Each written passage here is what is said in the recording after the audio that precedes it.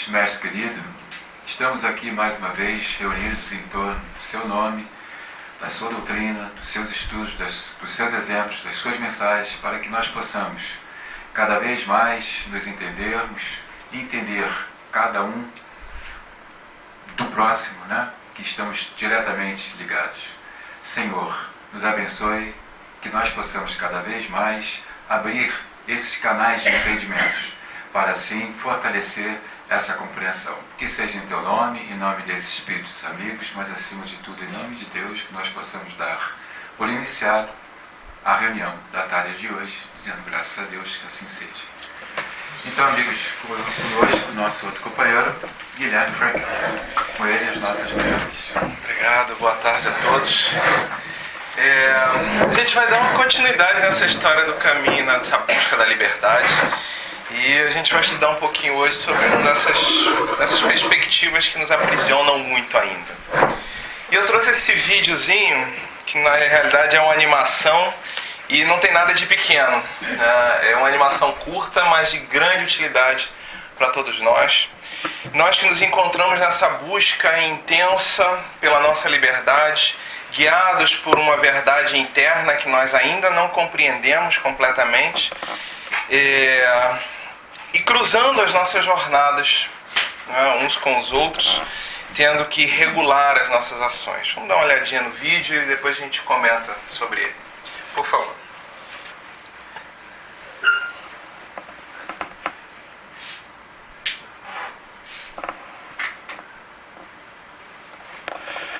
Acho que ele tem uma musiquinha.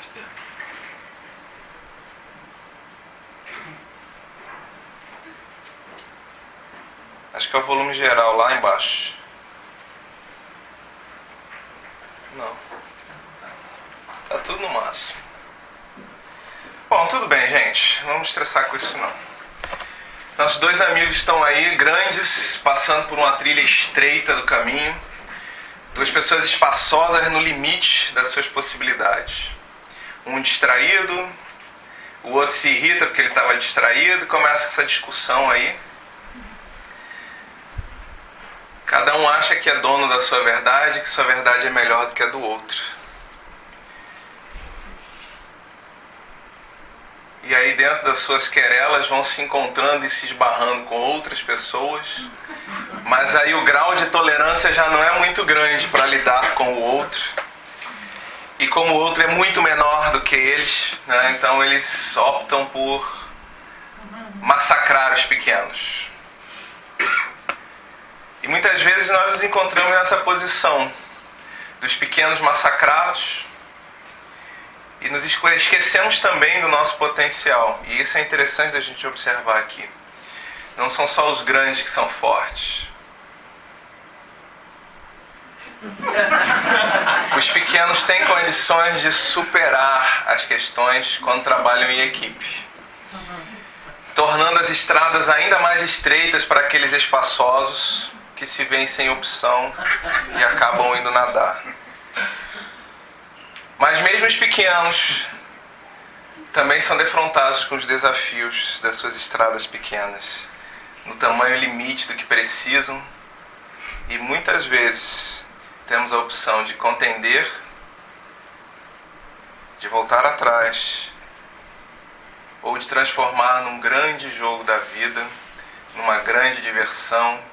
Nos humildamos e brincamos para superar os desafios, seguindo as nossas vidas. Muito obrigado. Esse vídeo está lá no YouTube, chama-se A Ponte. É uma animaçãozinha bastante curta e a gente utiliza ela bastante para trabalhar com as crianças lá no grupo de evangelização na Rocinha. Não só com as crianças, mas com os jovens também, porque é uma forma bastante ilustrativa de lidarmos com essa questão do conflito.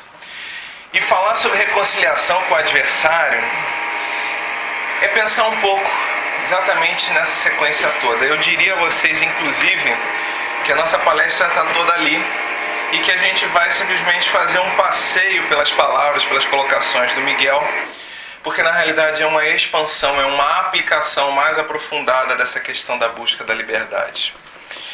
Bem, para onde estamos olhando? Essa talvez seja a grande pergunta que nós precisamos nos questionar no momento em que começamos a identificar pontos de conflito, de desavenças e começamos a utilizar a terminologia inimigo ou adversário para identificar o outro que está cruzando pelos seus trajetos conosco. Para onde estamos olhando é a primeira pergunta. A segunda é: para onde deveríamos estar olhando? E eu acho que o filé mignon para a gente, né, é, em sendo diferentes os olhares, como podemos transformar este olhar do que estamos vendo hoje para o que deveríamos estar vendo. Bom, 2 de janeiro de 2016, primeira reunião pública de sábado da casa.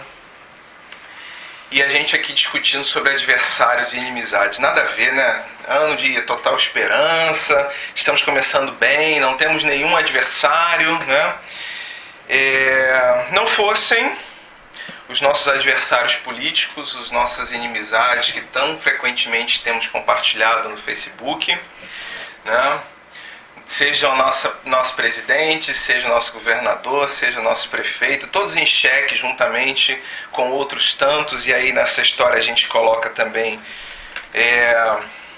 os treinadores dos nossos times de futebol que não foram campeões lá do Brasileirão, do Carioca e de tantas outras questões. E talvez seja um ano importante para a gente pensar também, porque viveremos sob a ótica de muitos adversários nesse ano. Ano de Olimpíadas, ano em que muitos homens e mulheres estarão se digladiando em arenas modernas para superarem seus desafios, superarem os seus limites, mostrarem a sua superioridade, conquistando assim as melhores posições nos pódios, arrebatando os corações das pessoas que, em sua maioria, não têm condições físicas de estarem nessa movimentação, né, esportiva, seja ela qual for. É um ano em que vamos ter que lidar com muitos adversários. Talvez inimigos seja uma palavra muito forte, mas muitos adversários. E a pergunta para nós é exatamente: por que são adversários? Por que é que nós os vemos como pessoas que de alguma forma precisam ser combatidas, precisam ser enfrentadas, precisam ser perdoadas? Isso olhando do ponto de vista da doutrina espírita da humildade. Porque se nós formos olhar para um outro aspecto, nós podemos dizer assim: pessoas que terão que ser espizinhadas, humilhadas, descartadas, destronadas de seus lugares. É interessante nós pensarmos nisso, porque nós estamos lidando aqui com a questão de supremacia, a questão da força. Seja a força da inteligência, seja a força física, seja a força do poder financeiro, o que nós estamos falando aqui, o que está em jogo na realidade, é aquele que é o mais forte que se sobrepõe ao mais fraco. Mas este mais fraco não cede com facilidade, porque sente-se de alguma forma, ou muitas vezes ultrajado, menosprezado, ridicularizado, e luta. E como os nossos bichinhos da animação, muitas vezes unem-se e derrubam os mais fortes, estabelecendo novos sistemas. Mas se são novos sistemas calcados nos mesmos valores inicialmente abordados, continuaremos com essas lutas e quem sabe em algum outro momento aqueles dois bichinhos estarão brigando no centro da ponte para determinar quem vai passar e estarão esmagando talvez um besouro e uma formiga que se unirão e subverterão o cenário e derrubarão os dois animais no rio, e assim ficaremos repetindo esta receita ao longo de tantos anos. Aliás, eu acho que nós estamos repetindo essa receita ao longo de muitos anos, né? Nós vimos exatamente este cenário. Nós estamos olhando para uma perspectiva material onde o mais forte prevalece e muitas vezes faz-se o mais forte, com o desejo único e exclusivo de preponderar sobre os outros, de assumir vantagens. Aquele que se humilha, aquele que fica por baixo, muitas vezes se submete porque não tem força ou porque lhe é conveniente. E assim temos repetido estas lições ao longo de todos estes anos. Mas nós ganhamos uma informação diferente há 2000 anos atrás, quando Cristo esteve conosco. Porque o mais forte dos mais fortes poderia ter subvertido absolutamente este jogo de forças, poderia ter restituído os judeus ao comando da região, poderia ter libertado-se do jugo dos romanos, poderia ter evitado a crucificação, e mesmo assim submeteu-se, reduzindo as suas expressões de força física, de força material, a tal ponto que muitos, quando olham para a sua exemplificação, questionam sobre a sanidade deste homem. Porque é impossível que nos deixemos imolar, é impossível que nós nos deixemos humilhar a tal ponto de que o outro tire a nossa vida e nós ainda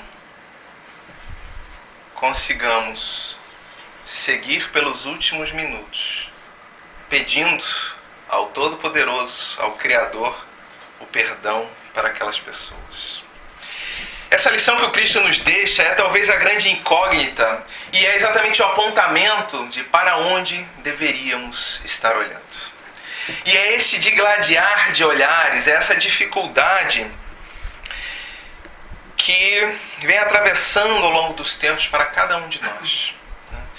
De um lado, a perspectiva material que nos significa com nossos belos corpos, com as nossas possibilidades de alteração do planeta, de conquistas além do planeta, inclusive, né? Numa possibilidade de intervenção no ritmo da natureza tão grande que chegamos mesmo a dobrar em poucos séculos a expectativa de vida. Hoje fala-se em expectativas de vida de 100, cento e poucos anos, que chegarão muito em breve para todos nós. Falamos de medicamentos extremamente baratos que são capazes de erradicar doenças que mataram milhares de pessoas há não muito tempo atrás. E mesmo as doenças que hoje não conseguimos curar ainda, já conseguimos pelo menos reduzir os seus flagelos, dando inclusive sobrevida, como no caso da AIDS, dando uma sobrevida digna aos seus portadores, que vivem ou têm vivido, né, de acordo com o tratamento adequado, com a medicação, durante mais de uma década, como pessoas aparentemente saudáveis. Mas, de certa forma, parece que nos perdemos nesse poder. E do outro lado, o olhar do Cristo.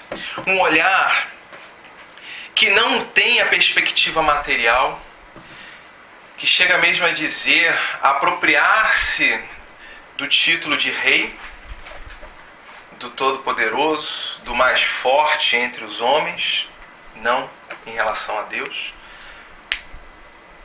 mas que declara que este seu título não corresponde ao mundo material em que vivemos.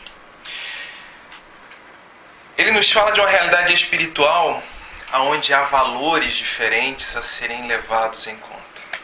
Ele nos fala de um ambiente onde há uma total integração entre os seres, onde há um total respeito entre os seres, onde há uma maior compreensão acerca da nossa natureza, acerca da divindade que nos caracteriza, que nos deu origem.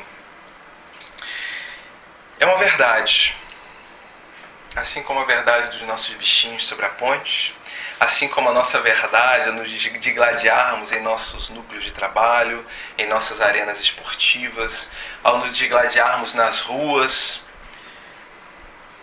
São verdades, e verdades que aparentemente estão em conflito. Bem, estamos numa casa espírita. Eu acredito que a grande maioria de nós somos espíritas. Acredito eu que sobre a verdade do Cristo não há dúvida de que ela seja o apontamento, né, a linha mestra para onde todos nós devemos caminhar. Fica, portanto, a grande dificuldade de como transformar um olhar material em um olhar espiritual. E nós vamos fazer isso um pouco olhando exatamente para essa questão da conciliação. Sobre essa dificuldade do perdão, sobre essa dificuldade de lidarmos com o outro, que na realidade é uma dificuldade de lidarmos conosco mesmos, com as nossas imperfeições, com as nossas imprevidências, com o nosso pequeno sentido de existência. Quando aqueles dois animais grandes, que eu já não me lembro mais quais eram, defrontam-se na ponte, ambos seguem guiados pelas suas verdades. Um quer ir para o lado direito, o outro quer ir para o lado esquerdo, porque entendem que aquela caminhada lhes é necessária, são suas verdades, e que devem, a qualquer custo, realizar aquela travessia para chegar aos seus objetivos, para atingir as suas verdades. Quantos de nós temos nos movimentado de forma semelhante? Aliás, eu espero que a grande maioria de nós diga: estou buscando a minha verdade com grande esforço e com grande vontade, com grande perseverança. Porque se não o estivermos fazendo, precisaremos reavaliar o nosso próprio sentido de existência. Considerando que somos alunos aplicados da doutrina espírita, estamos todos buscando então as nossas verdades. E muitas vezes nós nos defrontamos, apesar de estarmos reunidos aqui nesta sala no mesmo credo, nós nos defrontamos com diferentes entendimentos acerca dessa verdade. Eu gosto muito de citar uma questão, parece trivial, mas que ilustra bastante esse nosso desafio. A luzinha vermelha do passe. Ela é absolutamente maravilhosa para pensar sobre isso. Quem frequenta outras casas espíritas sabe que há as casas que utilizam as luzes azuis, há aquelas que utilizam luzes amarelas, e há as que utilizam luzes vermelhas, e há as que não utilizam luzes. E aí nesse momento a gente se questiona, mas espera aí, então a luz não é essencial? Talvez não seja. Qual é a função dela estar aqui? A gente imagina, a gente entende pela informação que os Espíritos nos dizem, que as energias, os fluidos que são transmitidos no passe são sensíveis à luz. E que, portanto, quanto menos luz houver, mais facilmente esses fluidos podem ser eficazes. Então nós apagamos as luzes. Mas numa absoluta escuridão, numa reunião às 8 horas da noite, será bastante difícil recebermos passes. Vai ser dedo na orelha, dedo no olho, dedo na garganta, vai ser complicado. Então precisamos de uma luz que interfira menos. Mas no momento em que estamos realizando uma reunião pública às 10h30 da manhã, com plena luz do lado de fora, será que nós precisamos da luz acesa? E talvez esse seja o questionamento. Muitas vezes nós nos acostumamos com a nossa verdade, ou seja, um sempre ruma para a esquerda, o outro sempre ruma para a direita, e não nos questionamos por que é que estamos rumando. E aí daqui a pouco nós vemos dois espíritas discutindo porque não precisa ter luz para o passe, mas porque na casa onde ele frequenta só há reuniões durante o dia. Então realmente não precisa ter luz. Enquanto que na casa do outro há reuniões de dia e de noite. Aí a gente vai dizer assim, então mas de dia não precisa acender? É verdade, não precisaria. Não fosse a nossa infinita imperfeição de questionarmos e nos desgladiarmos com todas as verdades, então é melhor deixar acesa. Deixa ela sempre acesa para não haver confusão. E aí nessa história então, a gente vê dois espíritas discutindo acerca da necessidade da luz, mas do seu ponto de vista imperfeito, sem a compreensão do conjunto. Ali naquela ponte, aqueles dois animais estavam seguindo com as suas verdades, e as suas verdades preponderantes e apressadas, então nenhum dos dois poderia ceder alguns passos, alguns minutos, andar para trás para que o outro passasse, porque afinal de contas a sua verdade seria preponderante, ou deveria ser preponderante. Mas a gente esquece E aí é que é o grande ponto, né? Nós nos esquecemos que muitas vezes é exatamente neste embate que somos convidados, na realidade somos convocados a olharmos para a vida sobre uma outra perspectiva. Porque talvez existam verdades que sejam até mesmo superiores às minhas. Como dizer que a minha deve prevalecer sobre o outro, ou que o outro deve prevalecer sobre mim? É necessário que nós olhemos para um ambiente mais amplo. E aí nesse momento, então, aqueles dois animais enormes são defrontados com outras duas verdades menores, mais suaves, que desejam passar, que foram agredidos, que foram jogados para o outro lado da ponte, mas que precisam passar porque estão na busca das suas verdades. Mas dois bichinhos que são mais criativos, estão mais abertos, estão mais receptivos às questões que a vida oferece e decidem então solucionar o problema de uma outra forma. Eu imagino se a gente estivesse tentando passar e fôssemos agredidos e jogados do outro lado da rua pelo sujeito, qual seria a nossa postura? Mas a gente vê que os dois bichinhos estavam tranquilos. Precisavam dar uma solução ao problema, ou seja, precisavam tirar aqueles dois bichos enormes da ponte para que pudessem atravessar. Qual a solução? Reduzir ainda mais o espaço, para que aqueles dois não se sustentassem, abrindo assim o fluxo da vida para que as pessoas pudessem continuar na sua sequência, buscando suas verdades. Roem, então, em comum acordo, sem que houvesse diálogo, as cordas, fazendo com que parte da ponte tombe. E esse talvez seja um olhar interessante. Quantas vezes, do auge de nossas verdades, temos sido derrubados por verdades aparentemente menores, insignificantes, mas que fazem-se presentes de tal forma que nos tiram a sustentação, nos levando a reflexões. Aqueles dois animais que caíram no rio, possivelmente precisarão rever seus conceitos, porque suas verdades eram prioritárias, mas não foram suficientemente fortes para mantê-los sobre a ponte e fazê-los chegar ao outro lado. Agora teriam que subir a montanha. Teriam que achar um outro trajeto. E se forem inteligentes o suficiente, cada um nadará para o seu respectivo lado, para o lado que desejam ir.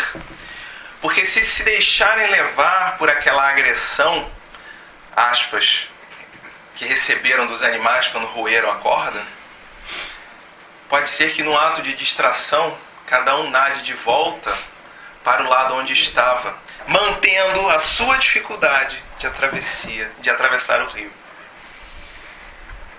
Assim nós temos caminhado muitas vezes. Nós assumimos o ponto periférico como sendo um ponto central, brigamos, nos digladiamos, nos distraímos da perspectiva principal da questão, nos prejudicamos muitas vezes, prejudicamos ao outro, dificultamos a nossa caminhada, mas a vida segue o seu fluxo. Os outros dois bichinhos, menores, mais ágeis, mais criativos, mais disponíveis para a vida, menos suscetíveis a sentirem-se ofendidos diante dos desafios que a vida lhes oferece, estão finalmente livres para atravessar a ponte e decidem fazê-lo exatamente no mesmo momento, encontrando-se no centro daquela ponte. O impasse estava mais uma vez estabelecido. Mas eles não se deixam levar pelas questões periféricas e preferem então abordar aquele novo desafio de uma forma diferente. Um se abaixa para que o outro salte por ele, dando a possibilidade assim de seguirem suas jornadas. E talvez venham a contar aquele episódio da ponte em que derrotaram dois grandes animais para os seus filhos, para os seus netos, como lições importantes a serem percebidas.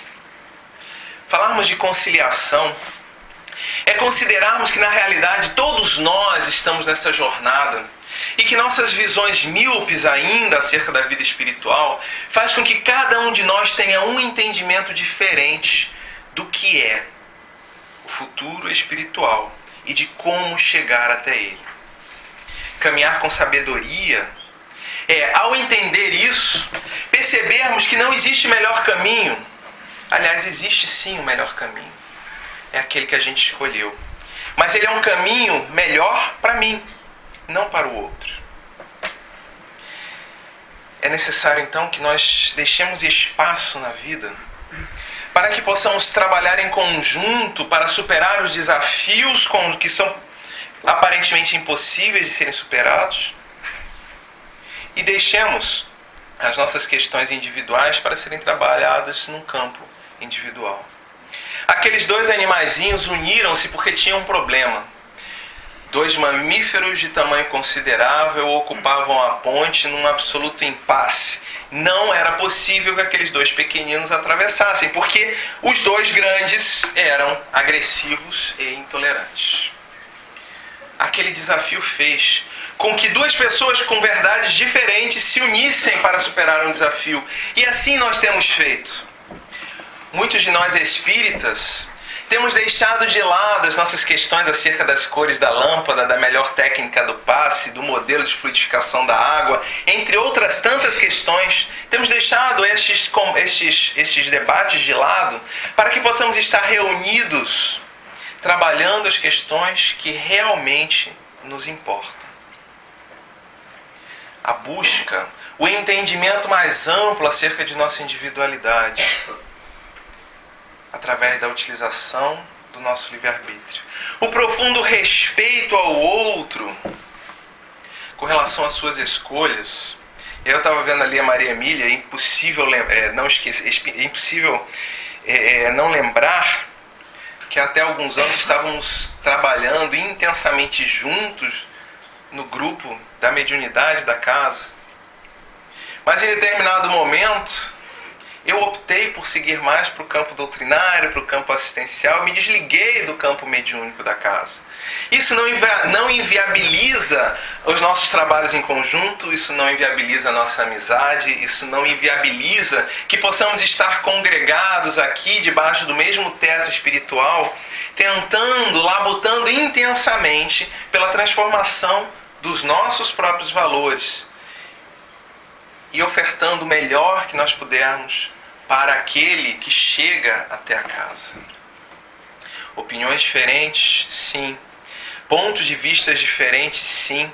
Muitas vezes verdades que chegam a ser aparentemente divergentes, mas que se nós nos dedicarmos com mais profundidade, nós vamos perceber que estamos falando de uma mesma verdade.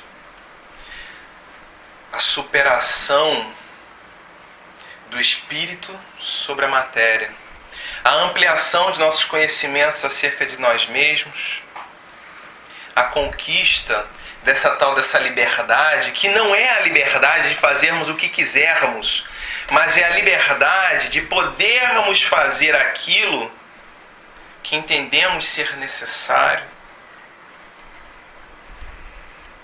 A liberdade de podermos caminhar, de respeitar ao outro, porque ele também está no seu processo de caminhada. Falarmos de conciliação, na passagem que o Cristo nos propõe, é exatamente isso. Quando ele diz, quando você estiver indo para o altar, ou seja, quando você estiver na busca da sua verdade, quando você estiver indo, tentando transcender a perspectiva material para atingir a espiritual, se houver alguma questão com algum dos seus irmãos, prioriza a solução dessa questão. Deixa ali a tua oferenda onde quer que esteja. Vai, volta até aquele irmão, se reconcilia com ele. E aí sim, retoma a tua caminhada. Porque na realidade, toda a matéria em que estamos mergulhados, ela é uma ferramenta de trabalho. Ela não é a solução final, ela não é o objetivo final a que todos estamos aspirando. Mas nós ainda nos perdemos com relação a isso. Bem, Então a gente está ali naquela caminhada, nós encontramos as pessoas que têm pontos de vista diferentes dos nossos. Muitas vezes essas pessoas utilizam-se da sua supremacia física, da sua inteligência, para fazer-nos de degrau de caminhada. E nos sentimos humilhados, nos sentimos ofendidos. Assim como o Alce, se não me falha a memória, quando esbarra no hipopótamo que andava distraído. Ele se sente ofendido porque, como assim? Né? Você não me viu com todo o meu tamanho nessa ponte tão estreita? Como você se atreve a não me ver? Muitas vezes reagimos dessa forma. Muitas vezes nos sentimos machucados. E esse talvez seja o principal ponto para pensarmos em conciliação. Não devemos buscar a conciliação pela obrigação de nos conciliarmos, mas pelo entendimento de que a nossa percepção do mundo, a nossa verdade, está equivocada. Porque senão vai ser que nem aquela coisa das crianças que brigam e a gente bota um de frente para o outro e diz, pede desculpa. Pede desculpa, anda, pede desculpa. Aí um pede desculpa, aí como se não fosse suficiente, a gente ainda manda abraçar. Dali a 15 minutos estão os dois brigando de novo. Porque não conseguiram compreender que na realidade são dois indivíduos nas suas buscas e que devem respeitar-se. No momento em que nós nos sentimos então ofendidos, se faz necessário que nós olhemos para dentro de nós e questionemos: por que é que eu estou me sentindo ofendido? Qual é a postura que essa pessoa está tendo, que está, de alguma forma, fazendo eclodir determinados valores de dentro de mim que fazem com que eu perca a razão? Onde é que está a matriz disso? Porque essa matriz é que precisa ser trabalhada. Caso contrário, nós vamos nos conciliar e dali na próxima esquina vamos voltar a discutir e a brigar novamente. Talvez com outros personagens, talvez em outras situações físicas, mas no mesmo contexto. Porque não estamos sendo capazes de compreender qual é o sentimento que vai dentro de nós. Conciliarmos-nos com o outro é também, portanto, olhar para dentro de nós e tentar trabalhar este sentimento que nos diz que, de alguma forma, aquele que me ofende, aquele que me afronta, tem o direito de fazê-lo, porque assim como eu, está na sua jornada de construção. Coitado, ainda não consegue fazer diferente. Da mesma forma que muitas vezes nós também não conseguimos. Quantas vezes nós é que somos os ofensores? Quantas vezes passamos por cima do outro como verdadeiros tratores e nem nos damos conta das mágoas e das dores que deixamos no nosso trajeto para trás, porque fomos absolutamente insensíveis em perceber o outro. Neste momento em que o outro nos defronta e dá um basta nos derrubando da ponte, é necessário que, juntamente com o sentimento da raiva, porque ele virá da frustração, do ofender-se, é necessário que nós olhemos e nos questionemos: o que terei eu feito para estar recebendo esta agressão? Será que me cabe alguma parcela nessa conta, nessa equação? Talvez, se eu tivesse estado mais atento anteriormente, eu não tenha sido agredido neste momento. Ou, o que é que faz com que eu sistematicamente passe por cima das pessoas para angariar vantagens, privilégios? Na base disso, está lá o tal do orgulho, está lá o tal do egoísmo que o Miguel trouxe. Falar de conciliação é pensarmos no contexto, no conjunto, não no individual. Quando Jesus nos propõe a conciliação, Ele o faz por compreender que nós precisamos prioritariamente daquele movimento de reflexão. Nós precisamos elaborar estes sentimentos, estas emoções de uma forma mais clara, de uma forma mais ampla. E na hora em que nós nos colocamos no movimento de conciliar, de perdoar, nós estamos trabalhando também a questão do não ofender-se, do reconhecer o outro na sua grandiosidade, ou de reconhecer a nossa pequenez diante da grandiosidade do outro, ou de reconhecermos a prioridade e a necessidade de que o outro possui de caminhar daquela forma, mesmo massacrando e dificultando caminhadas. E aí a gente volta ao Cristo. Quando Cristo deixa-se imolar, Ele o faz porque tem uma visão ampla. Ele o faz porque sabe que a sua existência não estava em jogo. Ele o faz porque sabe que aquela lição coroaria os seus ensinamentos com uma magnitude tão grande que repercutiria nas mentes e corações de todos os terráqueos ao longo dos muitos anos que viriam pela frente. Aquele sacro ofício não era um sacrifício. Aquele sacro ofício é assumir para si a responsabilidade de humildar-se por compreender a necessidade do outro de caminhar como acha que deve. Isso é uma forma de conciliar-se, que muitas vezes nós não admitimos em nossas vidas. Deixar que o outro tenha razão para viver em paz. Tão difícil nos nossos tempos de hoje em dia, né? Por que é que nós sempre temos que ter razão? Porque conciliação não é simplesmente chegar, você me desculpa, foi mal, ou então, eu sei que você estava errado, mas eu te desculpo. Não é isso.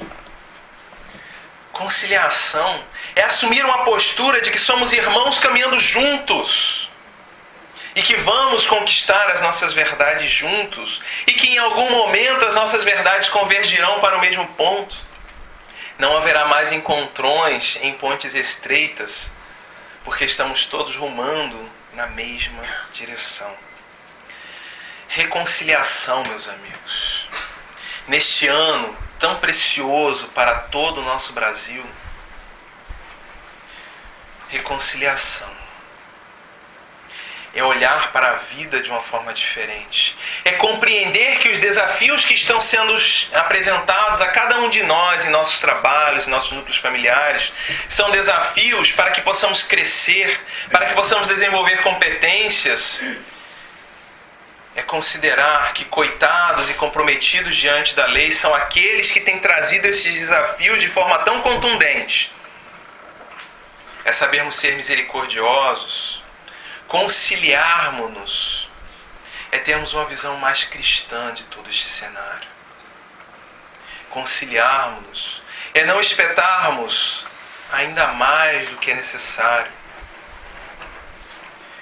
É fazermos um esforço intenso para que possamos viver mais em paz.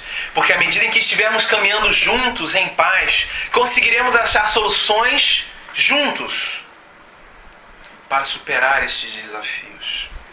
Porque imaginem o desastre que seria se aqueles dois bichinhos pequenos decidissem roer não o mesmo lado da corda, mas os lados opostos. Talvez ninguém conseguisse atravessar aquela ponte. Caminharmos juntos é exercitarmos o perdão no sentido de entender que aquele irmão que errou porque não sabia fazer diferente, ele fez o seu melhor. Considerando que o erro aconteceu, vamos agora nos dar as mãos e tentar superar. Vamos sim apontar para a situação errada e dizer, olha, eu discordo, eu acho que tinha que ser diferente, eu acho que precisa se fazer justiça, eu acho que precisa se mudar as leis. Mas é também caminharmos juntos. É maltratarmos menos, é compartilharmos menos mensagens de desesperança, é compartilharmos menos em nossas linhas das redes sociais, essas piadas jocosas que colocam o outro em situações constrangedoras. É nos questionarmos, ok, isto posto, o que podemos fazer a partir daqui? Que possamos fazer juntos. que possamos caminhar juntos, porque só assim seremos capazes de superar os grandes desafios. Quando Cristo propõe que nós nos unamos ao nosso adversário, o que está sinalizado ali é o seguinte: olha, sozinho você não vai chegar até o altar,